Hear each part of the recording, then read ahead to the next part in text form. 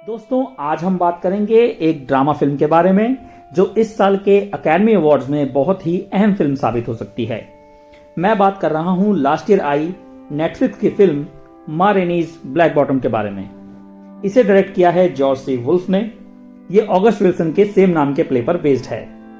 ये फिल्म बहुत ही खास है क्योंकि ये बेहतरीन एक्टर चैडविक बोसमैन यानी हमारे चहेते सुपर हीरो ब्लैक पैंथर के गुजरने से पहले उनकी आखिरी फिल्म थी और इसे उन्हें ही डेडिकेट भी किया गया है।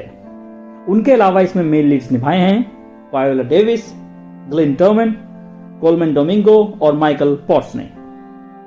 पहले मैं आपको इसकी कहानी बताऊंगा, फिर हम इसके कुछ अहम सीन्स के बारे में बात करके इसको समझने की कोशिश करेंगे।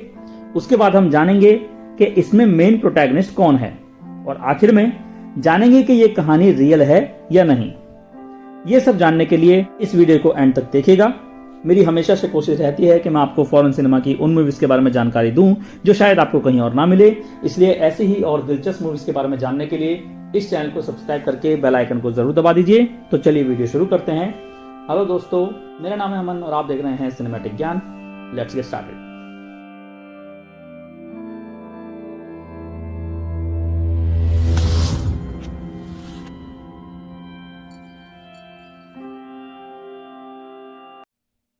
तो दोस्तों, कहानी शुरू होती है 1927 में।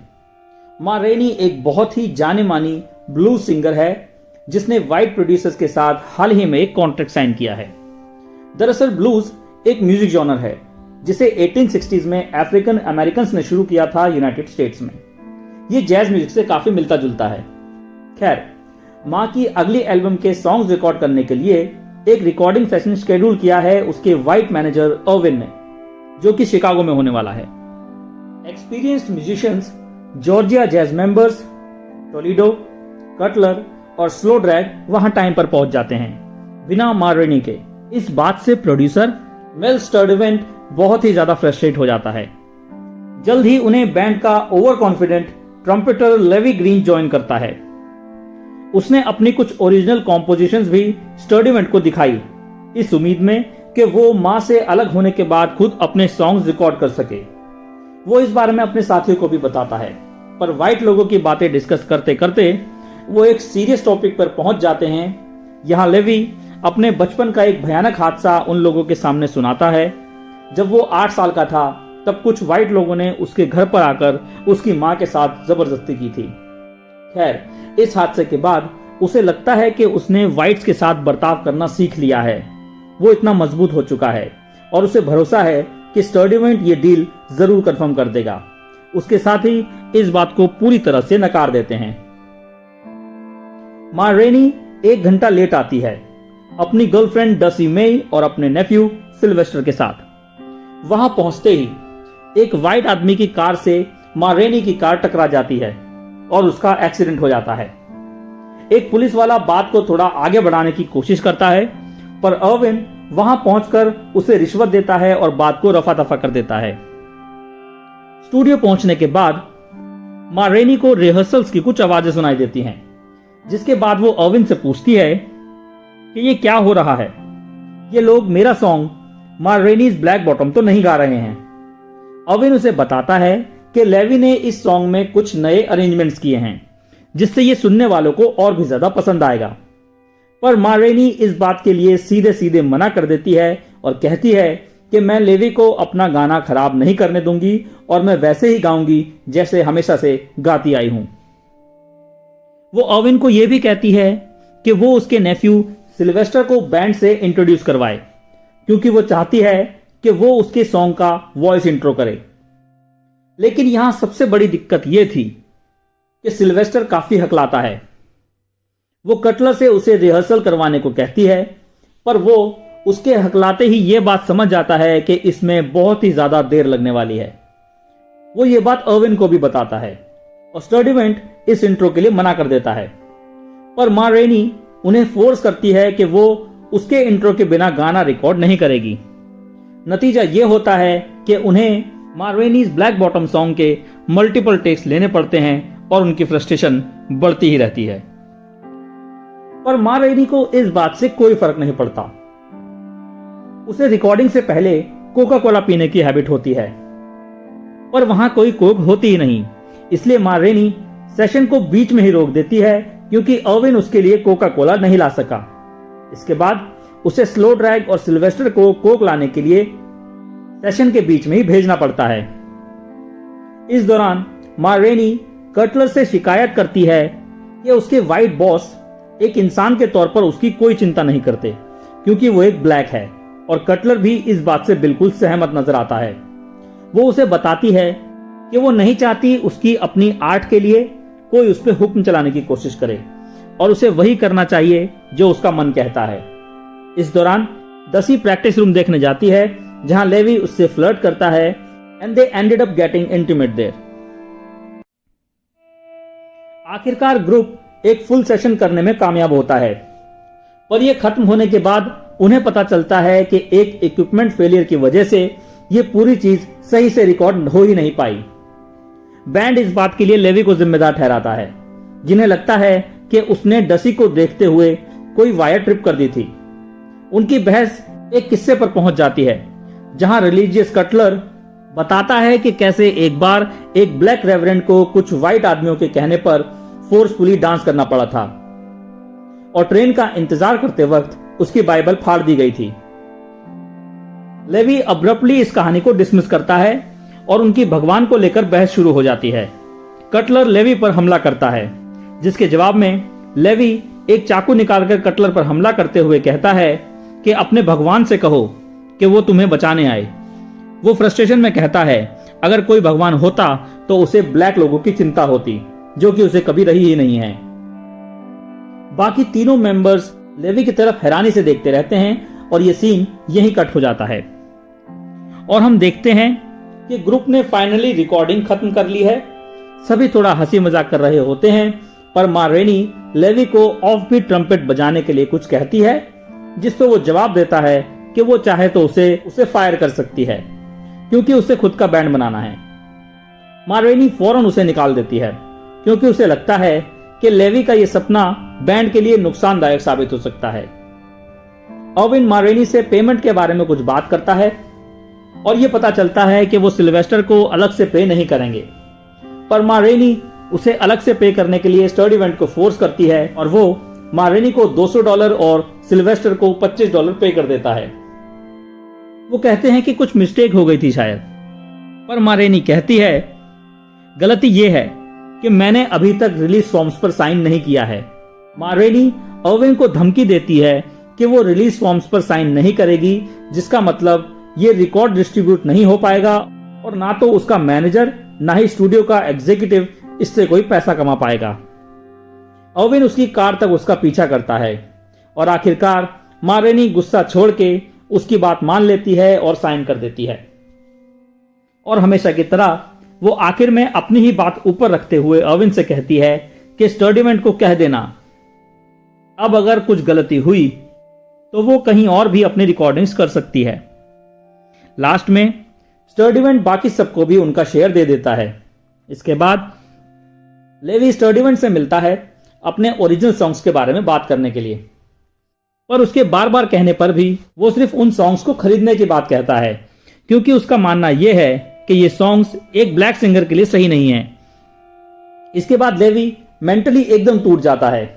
वो प्रैक्टिस रूम में बैठा होता है कि तभी टोलेडो का पैर गलती से उन जूतों पर पड़ जाता है जिसे खरीदने के लिए उसने $11 खर्च किए थे। वो इतना टूटा होता है कि वो इस बात को लेकर टोलेडो के पीछे पड़ जाता है और अपना आपा खो के वो अपने नाइफ से टोलेडो को पीछे से स्टैब कर देता है। टोलेडो लेवी की बाहों में दम तोड़ देता है और जैसे ही लेवी को यह समझ में आता है कि उसने क्या किया तो वो पछतावे से भर जाता है। कटलर और स्लो ड्रैग इसी हॉरर इंसिडेंट की झलक लिए वहां से चले जाते हैं। बाद में हम देखते हैं कि स्टर्डीवेंट लेवी के सॉन्ग्स को एक पूरी तरह व्हाइट लोगों से बने बैंड से रिकॉर्ड करवाता है और फिल्म यहीं पर खत्म हो जाती है। तो दोस्तों, सबसे पहले हम इस मूवी को इसके 4 अहम सीन्स की मदद से समझने की कोशिश करेंगे, जिसमें सबसे पहला सीन है माँ रेनी का पेमेंट वाला सीन। ये सीन यहां सिग्निफिकेंट इसलिए है क्योंकि ये माँ रेनी की उन लोगों की सुरक्षा वाली खूबी को हाईलाइट करता है जिनकी उसे चिंता है। वो तब तब ब्लैक लोगों की वकालत करती नजर आती है जब जब कोई व्हाइट शख्स उनका एडवांटेज लेने की कोशिश करता है। उसका किरदार इतना खूबसूरत है कि भले ही वो ऊपर से क्रूर कठोर नजर आती है, पर अंदर से वो काइंड और उदार है।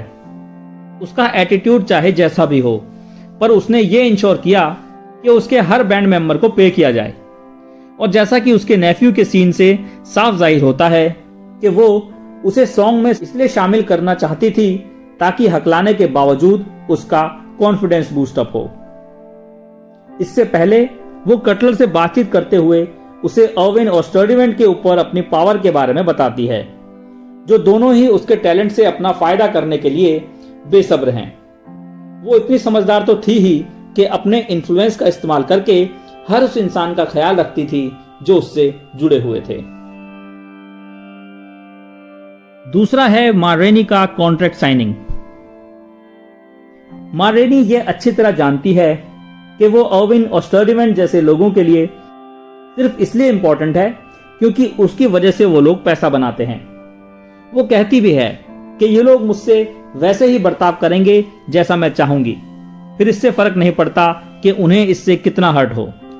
और उसकी साइन ना करने में आनाकानी कहीं ना कहीं उस डर से जन्मी थी कि ऐसा करने से वो उन जैसे व्हाइट लोगों पर से पावर खो देगी जो उसकी वजह से मुनाफा कमाते हैं। ये कहकर कि वो कहीं और भी सॉन्ग्स रिकॉर्ड कर सकती है, वो अर्विन को अपनी डोमिनेंस का एहसास करवाती है।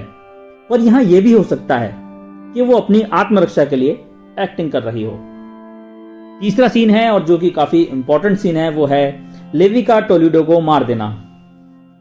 यह सीन एक पंच की तरह हमारे सामने आता है क्योंकि टोलेडो का अच्छा नेचर और उसकी मासूमियत हमें पूरी फिल्म के दौरान दिखाई जाती है। उसका जुर्म सिर्फ इतना था कि वो गलती से लेवी के जूतों पर चढ़ गया था।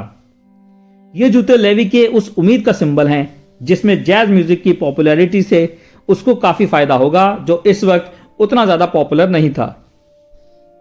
उसकी फ्रस्ट्रेशन और वो व्हाइट आदमी जो उसे उसी के सॉन्ग्स के पैसे देकर ऐसे जता रहा है जैसे वो उस पर एहसान कर रहा है, इस चीज से मिले दर्द के बावजूद वो टोलेडो होता है, एक ब्लैक आदमी जिसे इस चीज का खामियाजा भुगतना पड़ता है। दरअसल वो जिंदगी में फिर से व्हाइट लोगों द्वारा नकारे जाना सहन नहीं कर सका।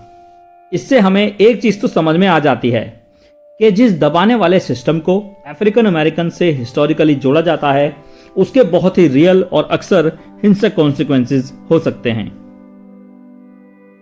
चौथा और आखिरी सीन है लेवी के सॉन्ग जेली रोल का रिकॉर्ड होना। अब इस लास्ट सॉन्ग रिकॉर्डिंग के जरिए डायरेक्टर वुल्फ जानबूझकर मा रेनी के एक ऑब्जर्वेशन की तरफ हमें वापस लेके जाते हैं, जिसमें वो बताती है कि व्हाइट लोग ब्लूज के बारे में कुछ भी नहीं जानते। उन्होंने इसे पॉपुलर होते हुए तो सुना, पर उन्हें यह नहीं पता कि वो यहां तक पहुंचा कैसे। वो हमें दिखाना चाहते हैं कि कैसे हिस्ट्री में व्हाइट लोगों की खातिर ब्लैक लोगों के टैलेंट का मिसयूज किया जाता है, और इस चीज में अक्सर असली क्रिएटर कहीं पीछे रह जाता है।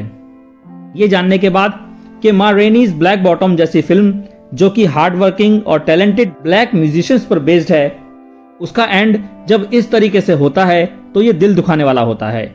जिस आदमी ने इस गाने को जिंदगी दी, उसे चुनने के बजाय यहां उन्हें चुना गया जिन्हें इसकी हिस्ट्री और इसकी फीलिंग के बारे में दूर दूर तक कोई अंदाजा नहीं है।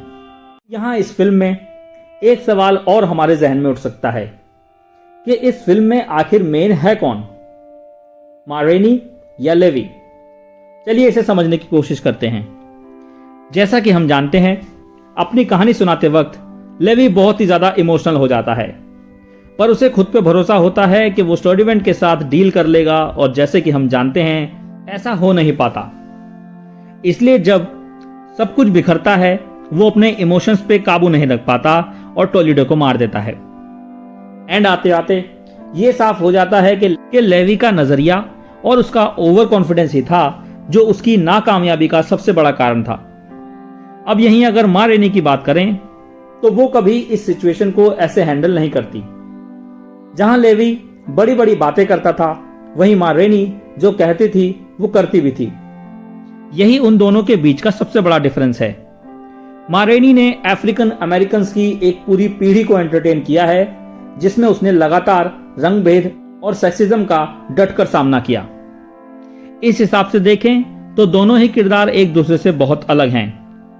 मा रेनी स्टूडियो में मौजूद दोनों व्हाइट मर्दों से जैसा चाहे वैसा सलूक करती है, पर उसमें कहीं ना कहीं इसके पीछे रीजन अच्छा होता है।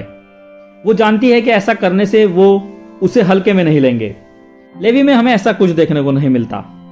ऐसा हो सकता था कि अगर लेवी भी मा रेनी की तरह सूझबूझ से काम लेता तो शायद उसे भी कामयाबी मिल सकती थी। आखिर में देखें तो दोनों ही कहानी में कुछ नयापन लेकर आते हैं, और भले ही फिल्म का नाम मा रेनी के नाम पर रखा गया हो, पर इस कहानी में लेवी भी मा रेनी के जितना ही जरूरी है। इसीलिए यह कहानी इतनी ज्यादा इंपैक्टफुल है। तो चलिए दोस्तों, अब जानते हैं कि क्या यह कहानी एक ट्रू स्टोरी पर बेस्ड है या नहीं। तो इस सवाल का जवाब है नहीं। हालांकि इसकी मेन किरदार एक असली African American blues singer Gertrude मा रेनी पर बेस्ड है। इसकी स्क्रिप्ट तक सच्ची घटनाओं पर बेस्ड नहीं है, बल्कि जैसा कि मैंने कहा, यह फिल्म ऑगस्ट विल्सन के एक प्ले का अडेप्टेशन है। यह उन 10 प्लेज में से एक है जो उन्होंने सेंचुरी साइकिल का एक पार्ट होने के नाते लिखा, और यह एक लौता है जो पिट्सबर्ग से बाहर शिकागो में सेट है। इन सभी प्रोडक्शंस में विल्सन का एम था इस सेंचुरी के दौरान ब्लैक कम्युनिटी के एक्सपीरियंसेस को हाईलाइट करना। असली मा रेनी एक बेहतरीन इंसान थी। वो वॉडेविल, मिन्स्ट्रेल और कैबरे से इन्फ्लुएंस थी और अपनी टीनेज से ही स्टेज परफॉर्मेंसेस कर रही थी। हालांकि तब मा रेनी की पहचान हुई ब्लूज से, और फिर वो इस जॉनर में सबसे शुरुआती और सबसे अहम सिंगर बनी। रैबिट फुट मिन्स्ट्रेल्स के साथ टूर करने के बाद इन्होंने अपना खुद का ग्रुप बनाया अपने हस्बैंड विलियम पा रेनी के साथ। इसका नाम था Rainey and Rainey assassinators of the blues. 1923 में मा रेनी ने पैरामाउंट रिकॉर्ड्स के साथ कॉन्ट्रैक्ट साइन किया और अगले 5 सालों में 100 गाने रिकॉर्ड किए। उनकी मॉर्निंग स्टाइल की सिंगिंग और कैरिज्मेटिक स्टेज प्रेजेंस के सभी दीवाने थे। उन्होंने थॉमस डॉर्सी और लुई आर्मस्ट्रॉन्ग जैसे लोगों के साथ टूर किया और यहां तक कि जॉर्जिया जैज बैंड के साथ भी कुछ गाने रिकॉर्ड किए। उनके कुछ फेमस सॉन्ग्स हैं bad luck blues, jelly bean blues, prove it on me और मूनशाइन ब्लूज। तो दोस्तों, आखिर में मैं यही कहना चाहूंगा, भले ही मा रेनीज ब्लैक बॉटम की कहानी लगभग 100 साल पुरानी है, पर इसे आज की दुनिया से भी देखा जा सकता है। वुल्फ का कहानी कहने का तरीका बहुत ही ज्यादा बढ़िया है, और यहां परफॉर्मेंसेस से नजर हटा पाना वाकई मुश्किल था, खासकर फिल्म के आखिरी पलों में। यह फिल्म हमेशा ही चैडविक बोसमैन के मेमोरेबल एक्टिंग के लिए याद रखी जाएगी। और आखिर में मैं आपसे मा रेनी की एक बात कह के विदा लेना चाहूंगा, the more music you have in the world, the Fuller it is.